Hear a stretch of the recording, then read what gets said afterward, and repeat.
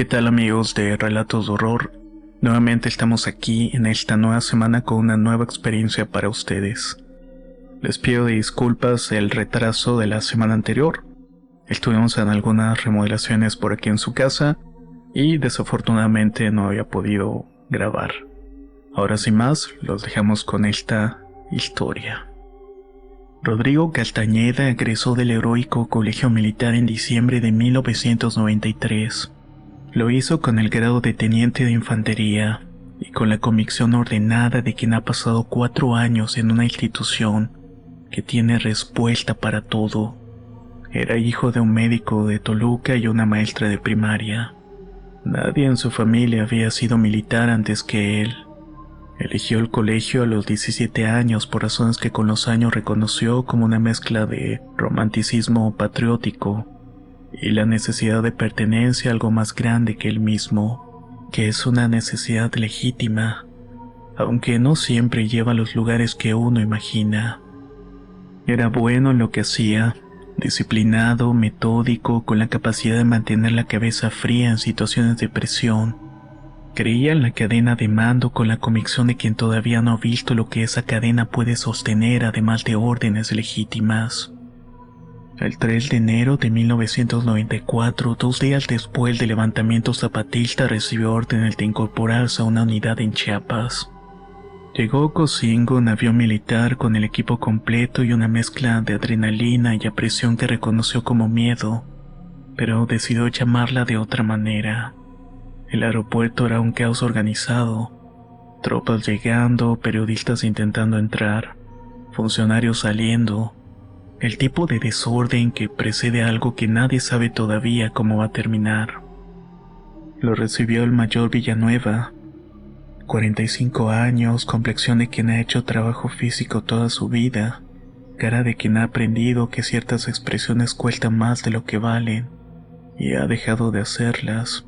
Le estrechó la mano con una eficiencia de que no tiene tiempo para protocolos, y le dijo bienvenido con un tono que no era bienvenida, sino simplemente información.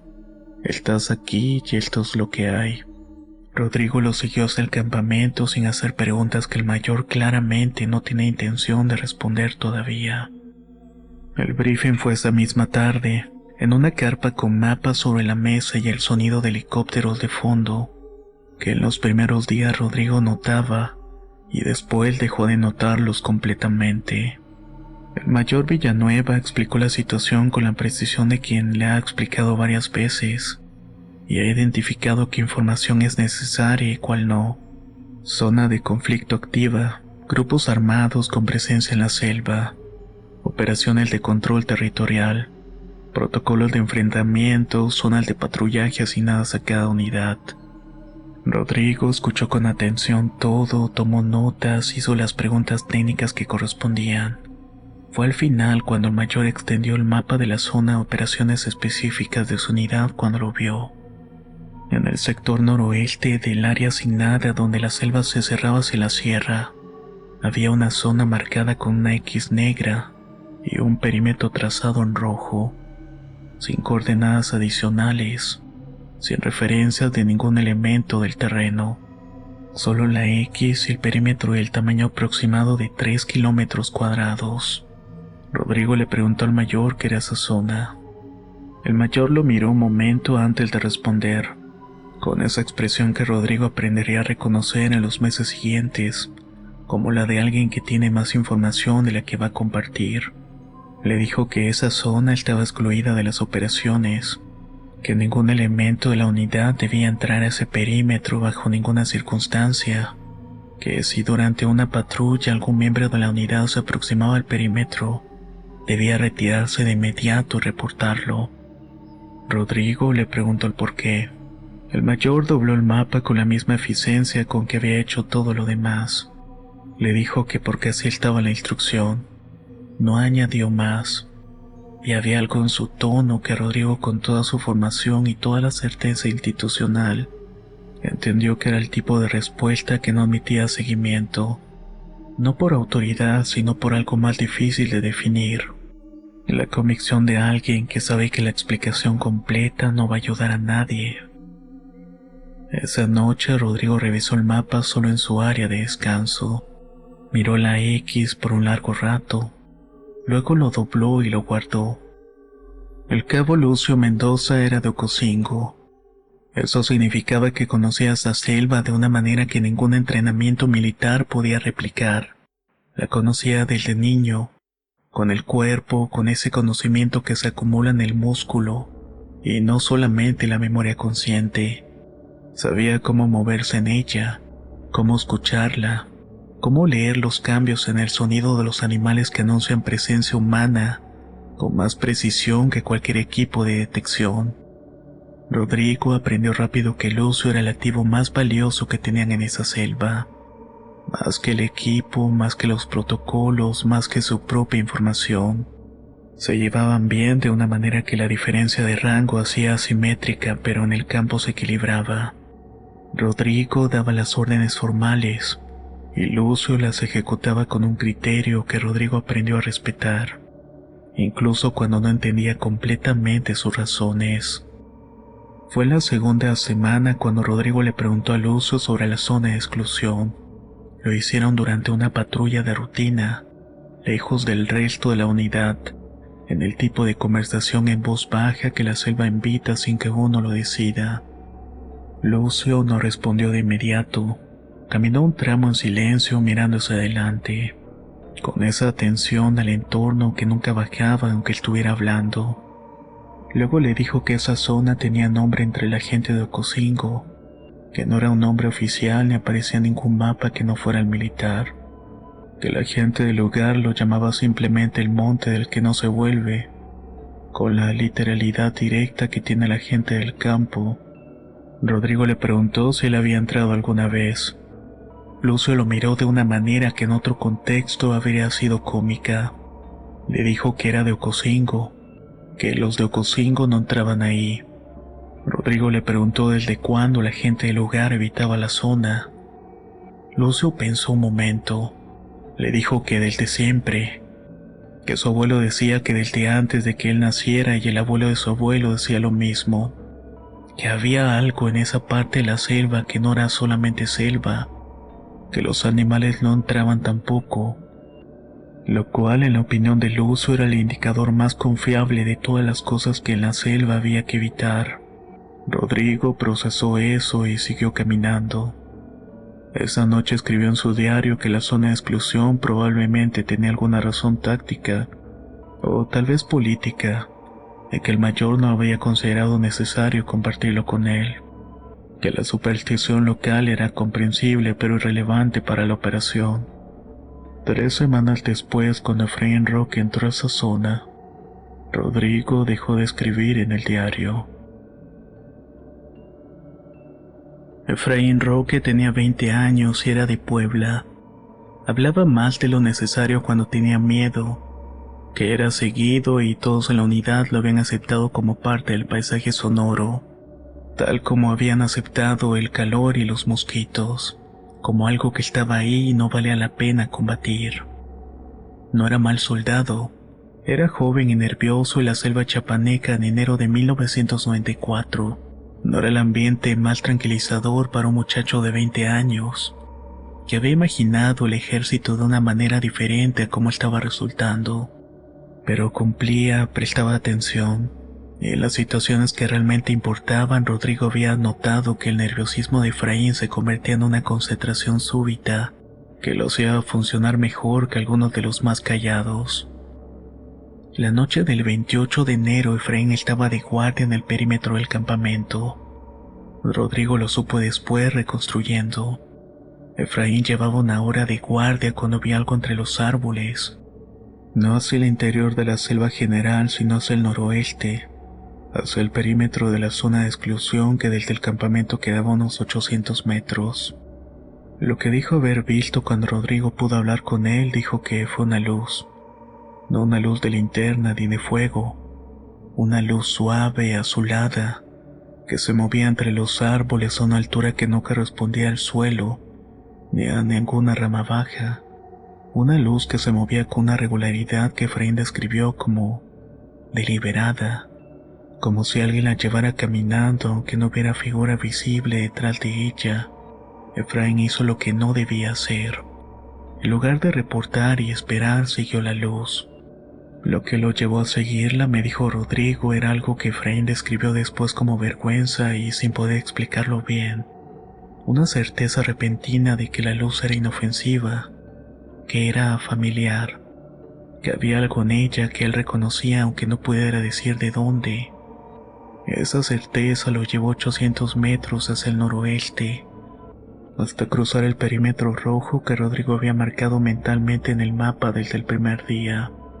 Rodrigo se enteró cuando el relevo del guardia encontró el puesto vacío a las 2 de la mañana. Despertó Lucio primero, no porque el protocolo lo indicara, sino porque en esa selva el protocolo era Lucio. Lucio escuchó lo que Rodrigo le dijo.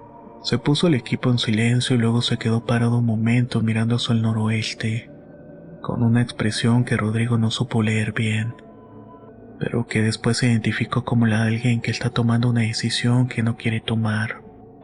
Le dijo que si Efraín había seguido la luz, estaba en la zona.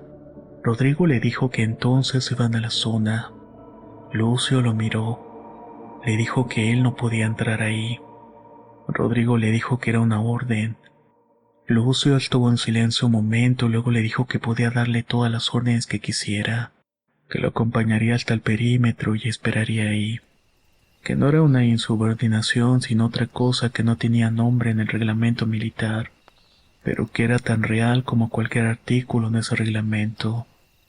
Rodrigo lo miró y Lucio le sostuvo la mirada con una calma que no era desafío sino convicción. No insistió y tomó a 2 soldados más y dejó a Lucio en el perímetro. Entraron a la zona de exclusión a las 2:15 de la madrugada. La selva dentro del perímetro era físicamente idéntica a la selva afuera. Mismos árboles, misma vegetación, misma oscuridad. Rodrigo no supo en qué momento exacto cruzó el perímetro porque no había ninguna señal visible. Lo que sí notó unos minutos después de entrar era el silencio. En la selva siempre hay sonido. Insectos, aves nocturnas, el movimiento del viento en las copas, el ruido constante y vivo de un ecosistema que no duerme. Rodrigo había aprendido a distinguir ese sonido de fondo como una constante, como el sonido del mar para quien vive cerca del mar. Pero dentro del perímetro no había nada. Silencio absoluto, pero no el silencio que sigue a un ruido fuerte que ahuyenta a los animales. Es un silencio permanente de un lugar donde los animales no van. Los 2 soldados que lo acompañaban lo notaron también. Los vio cambiar de postura, apretarse un poco. Esa respuesta física involuntaria ante algo que el cuerpo procesa antes que la mente. Rodrigo siguió adelante. Encontraron a Efraín 20 minutos después de entrar al perímetro. Estaba sentado al pie de un árbol grande, una ceiba vieja con las raíces levantadas sobre el suelo como costillas. Tenía el rifle sobre las piernas y la mirada hacia adelante, vivo, respirando, sin herida visible de ningún tipo, pero no respondía. Rodrigo se puso frente a él y le alumbró la cara con la linterna. Le habló y Efraín miraba hacia adelante con los ojos abiertos, y una expresión que Rodrigo tardó en identificar, porque no era ninguna de las que había aprendido a leer en sus meses de servicio. No era miedo, no era shock en el sentido clínico, no era inconsistencia, era tensión. Efraín miraba algo que Rodrigo no veía, con la concentración completa de quien está escuchando algo muy importante y no quiere interrumpirlo. Rodrigo siguió la dirección de su mirada hacia el interior de la zona entre los árboles. A unos 30 metros había algo.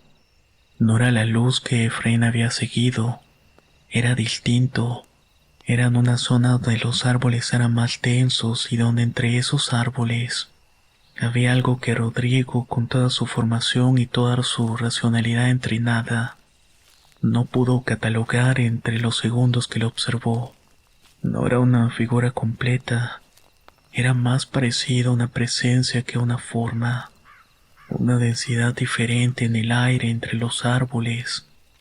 Una oscuridad que no era solo ausencia de luz, sino algo más activo, más propio, del tamaño de algo grande sin que Rodrigo pudiera precisar qué tan grande.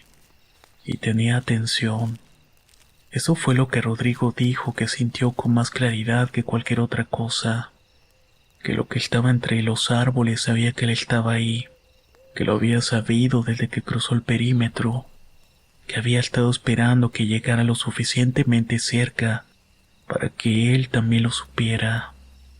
No se movió hacia ellos, no se movió en absoluto. Simplemente estaba ahí con esa tensión que no era amenaza ni invitación, sino algo anterior a las dos cosas, algo más fundamental que no tenía nombre en ningún idioma que Rodrigo conociera. Uno de los soldados que lo acompañaba hizo movimiento hacia atrás.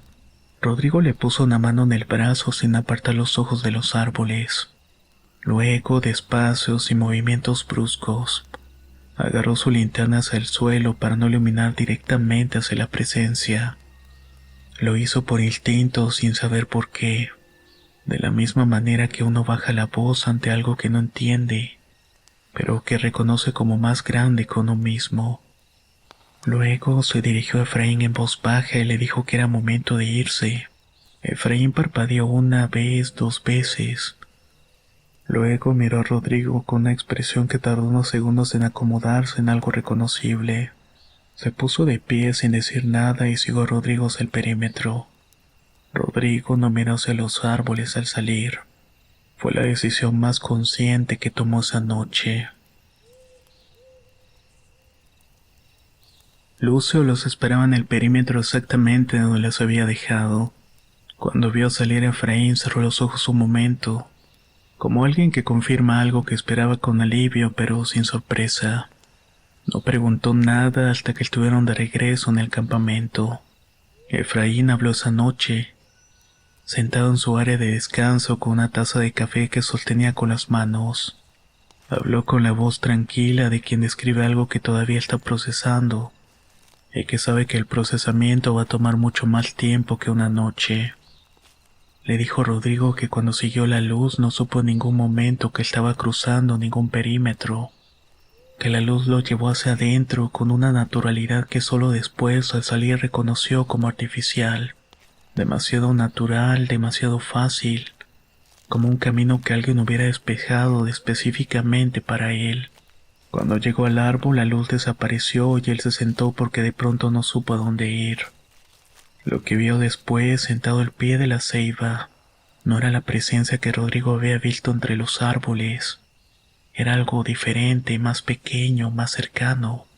Efraín lo describió así, como si el suelo alrededor del árbol estuviera vivo de una manera diferente al suelo normal de la selva, como si hubiera algo justo debajo de la tierra que él no podía ver, pero que podía sentir a través de las botas.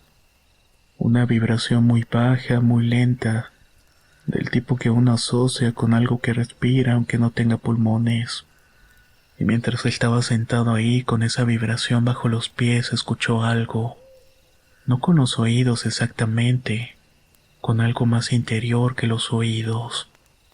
Una voz o algo que tenía la forma de una voz, que no decía palabras en un idioma que él conociera, pero que transmitía algo que él entendió de todas maneras con la misma claridad que se entiende el frío o el hambre.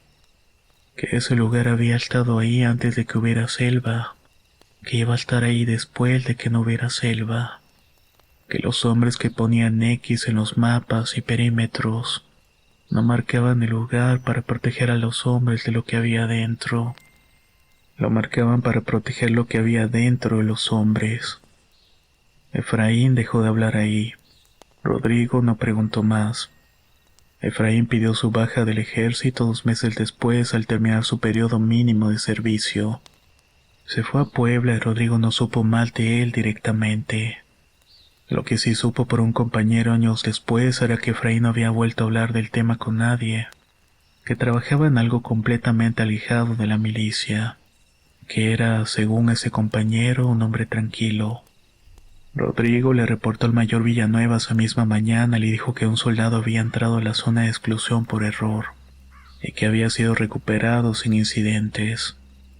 El mayor lo escuchó con la misma expresión con la que escuchaba todo, presente, sin reacción visible, tomando la información sin revelar qué hacía con ella, y le preguntó si había entrado alguien más además del soldado.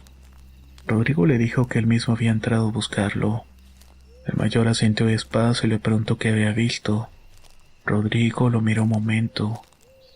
Le dijo que oscuridad y selva y a su soldado sentado al pie de un árbol.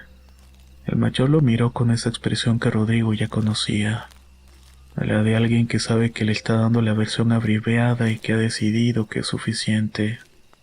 Le dijo que está bien y que no volviera a entrar, que si algún otro elemento de la unidad se aproximaba al perímetro que lo retirara de inmediato. Le dijo que la instrucción existía por razones que no eran tácticas. Rodrigo le preguntó qué razones. El mayor se levantó de la mesa, señal de que la conversación había terminado. Le dijo que había cosas en esa selva que estaban ahí antes de que México fuera México, que el ejército había aprendido con el tiempo y con cierta experiencias que Rodrigo no necesitaba conocer en detalle, que había lugares que era mejor marcar y rodear que entenderlos. Le dijo que entender no siempre era posible y que cuando no era posible la siguiente mejor opción era respetar. Rodrigo salió de esa reunión con más preguntas que respuestas, que era exactamente donde el mayor había querido dejarlo. Permaneció en Chiapas hasta junio de 1994. En esos meses pasó frente al perímetro de la zona de exclusión docenas de veces durante patrullajes. Nunca volvió a entrar. Nunca vio otra luz entre los árboles. Nunca escuchó nada que no fuera la selva normal con todos sus sonidos normales. Pero Lucio, que conocía esa selva desde niño, nunca se aproximó a menos de 1 kilómetro del perímetro en todos los meses que Rodrigo estuvo allá.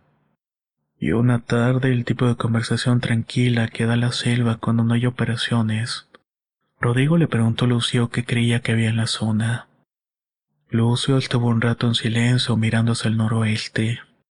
Luego le dijo que su abuelo decía que en esa parte del monte vivía algo que no había llegado con los mayas, ni tampoco con los españoles, ni con nadie que hubiera venido después, que era anterior a todo eso, que los mayas lo sabían y lo rodeaban en sus mapas, de la misma manera que el ejército lo rodeaba en los suyos, con nombres distintos pero con el mismo gesto: aquí hay algo, no entres.